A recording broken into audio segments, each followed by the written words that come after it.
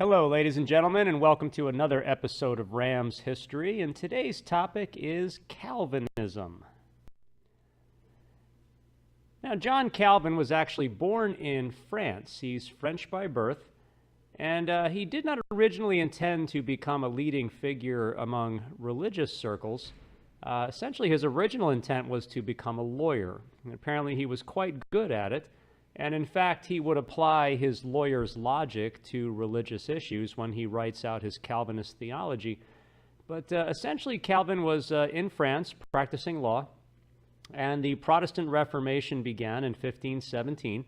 Calvin was quite drawn to Luther's values and to Luther's beliefs, and Calvin, in fact, became a Lutheran. Now, because of that, he was persecuted in France, and eventually he no longer felt safe there, so he fled from France to Switzerland, eventually settling in Geneva, and it was while he was in Switzerland that he would begin to develop his Calvinist teachings. Now, among Reformation thinkers, Calvin is something of a radical, all right? He really sort of does something entirely new here in many ways. Now, Luther and Zwingli and some of the other thinkers, they basically took Catholic practices and modified them. So, when Luther began his Lutheran church, there were actually certain Catholic practices that he held on to. Calvin, on the other hand, actually kind of goes in an entirely new direction, which sort of easily makes him the most radical of all the Reformation thinkers. He sort of goes in an entirely new area than either Luther or Zwingli had done. So Calvin's theology is written down in what is called the Institutes of the Christian Religion. This is the go-to source for Calvinist thinking.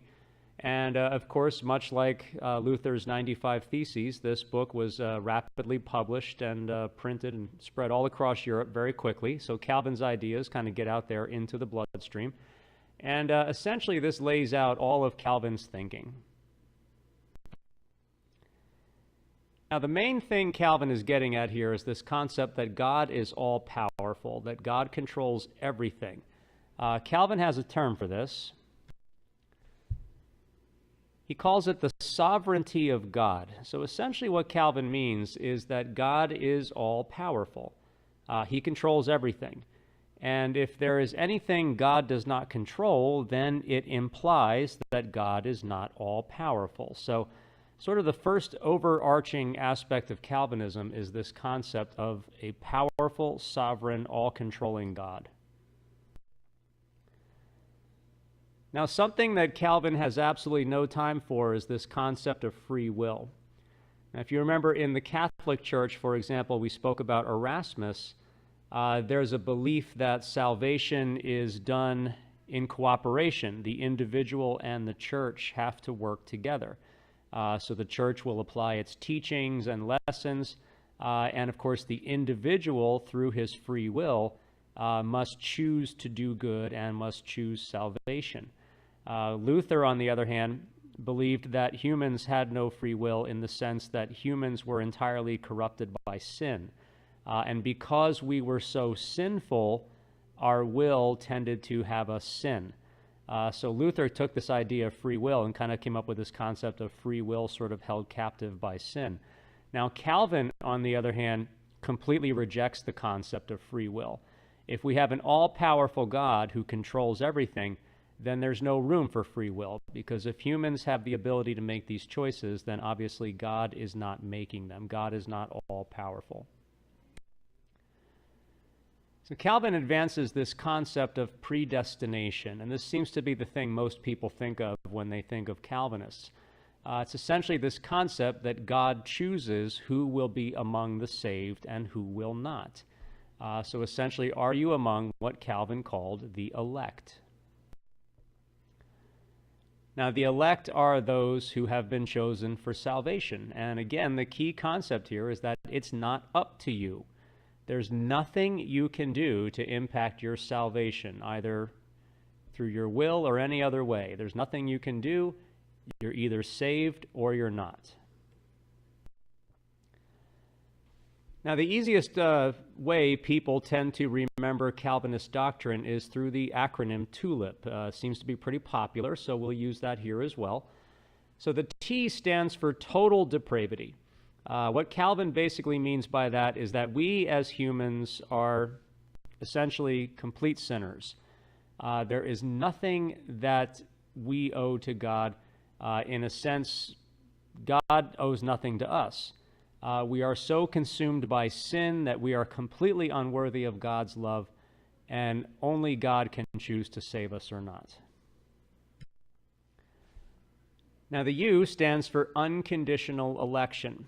And again, the idea here is that there's nothing you can do to achieve election. Either God chooses you or he doesn't. We as humans have absolutely no impact on that process whatsoever. The L stands for limited atonement. Salvation is only for the elect. It's not something that's offered to others. It's only for the elect. And essentially, the only way you can maybe hope to achieve that is through belief in God. You must believe in him.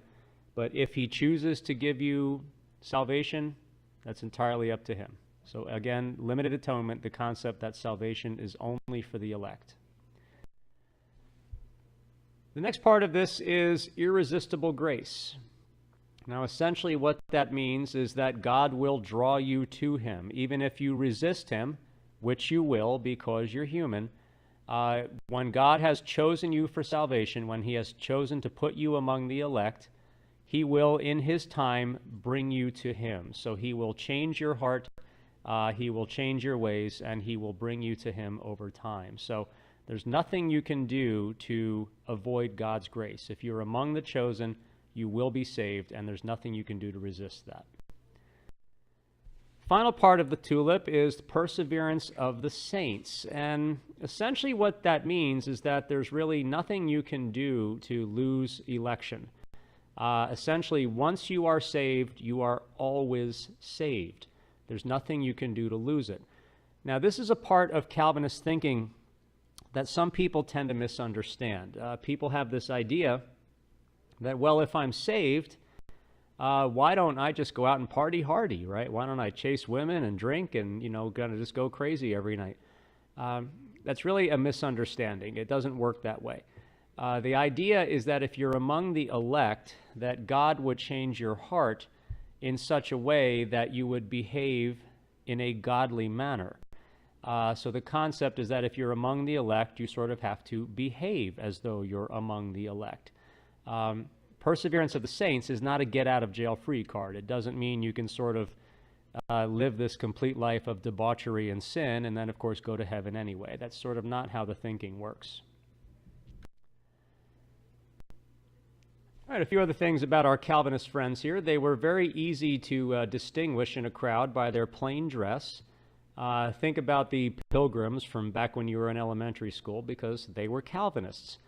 Calvinists tended to dress very dark tones, blacks, browns, and they tended to frown upon any sort of finery or any sort of attempt to really look good. Now, the reason for this is quite simple. Calvinists believed that fancy dress was a sign of vanity, and that if you were, sort of dressing this way, you were being vain and you were not behaving in a godly manner. Now, this fetish for all things plain actually also extended into Calvinist churches. If you ever go to a Catholic church, they're beautiful. There's stained glass windows with various religious images in them. There are candles. There are statues of the saints. Catholic churches have this sort of impact on the senses, right, on the eyes and the ears and the nose. Calvinist churches didn't have that. Calvinist churches tended to be very plain because, again, the thinking here is that anything else would sort of distract from that worship of God. And in fact, when Calvinist thinking was spreading, we actually had what was called iconoclasm taking place. Iconoclasm is the destruction of religious symbols for either religious or political motives, what have you. And as the painting here on the right shows, you can see statues and things being taken out of what was formerly a Catholic church and being destroyed. So these are Calvinists who are sort of stripping a church bare of all its finery in order to get the church the way they would like it to be. So, of course, ladies and gentlemen, Calvin's doctrines spread. Again, the printing press and things made it much easier for these ideas to get out there. In France, Calvinists were known as Huguenots, and there were, as you can see, pockets of Huguenots all across France. In England, they were known as Puritans, and in fact, as I mentioned, here in the United States history, we tend to know them as Pilgrims.